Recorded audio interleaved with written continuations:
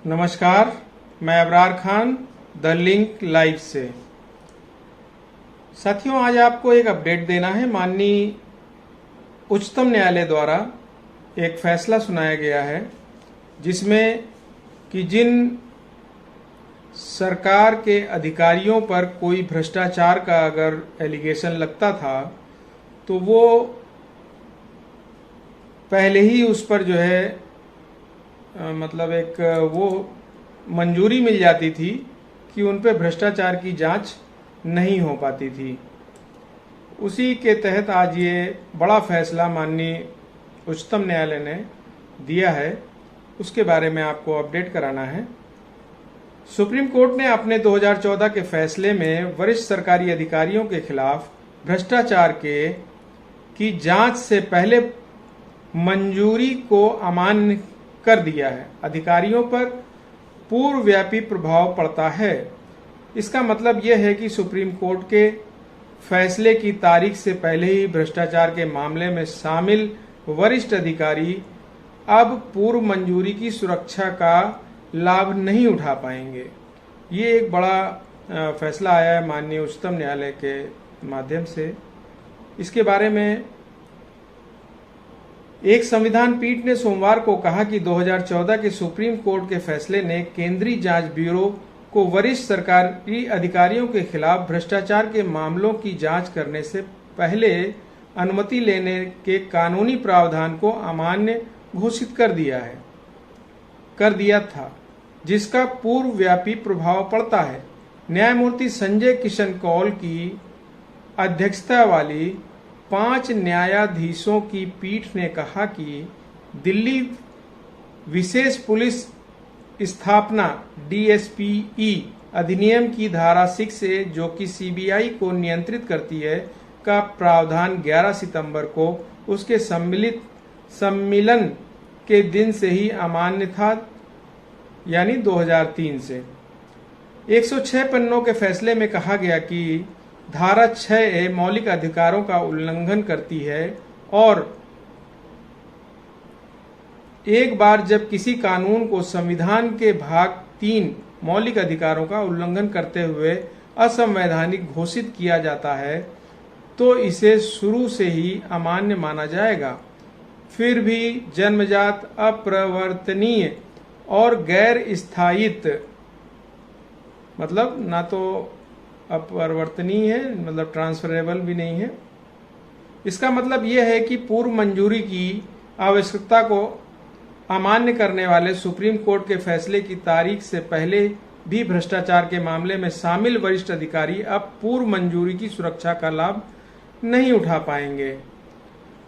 Doctor Subramaniam स्वामी मामले में 2014 के संविधान पीठ के फैसले द्वारा की गई घोषणा पूर्वव्यापी प्रभाव से लागू होगी। DSPE अधिनियम की धारा 6A इसके सम्मिलन के दिन से, यानी 11 सितंबर 2003 से लागू नहीं है।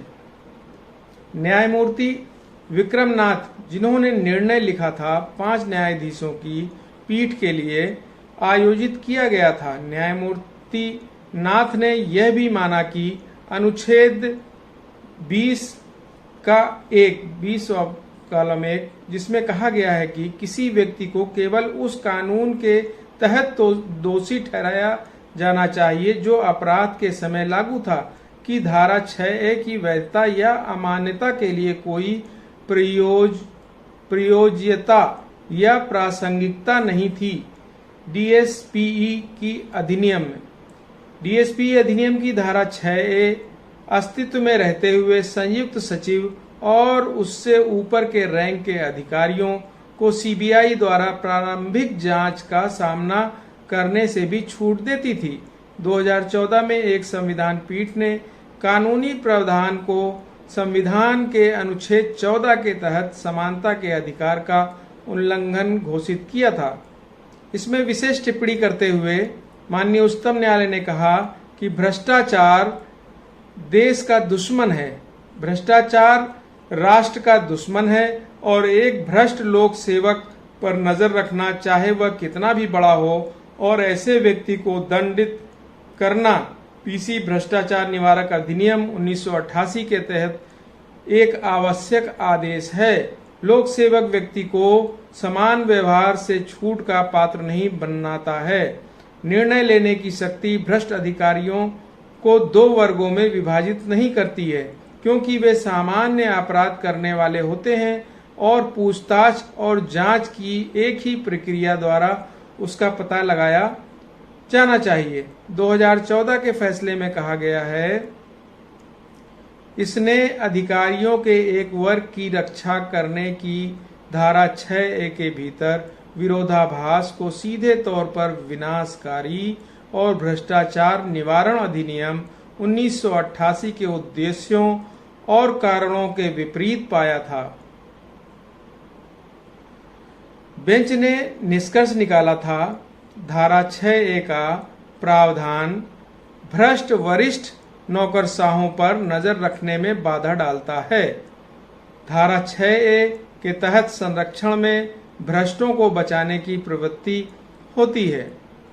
तो ये अपडेट था कि वो अधिकारी जिनके ऊपर भ्रष्टाचार का मामला बनता है, लेकिन प्रक्रिया में लाने के लिए माननीय उच्चतम न्यायालय ने ये बात रखी है। ये एक नया आदेश जारी कर दिया है, जिसके तहत जितने भी भ्रष्ट वरिष्ठ नौकरशाह हैं, मतलब जितने भी वरिष्ठ सरकारी पदाधिकारी जो भ्रष्ट हैं और उन पे कार्रवाई नहीं हो पाती थी, तो अब वो संभव हो सकेगा। तो कैसा लगा आपको हमारा अपडेट, कमेंट्स करके ज़रूर बताएं। चैनल को सब्सक्राइब करें और इसे आगे बढ़ाएं, यही हमारी ताकत है। बहुत बहुत धन्यवाद।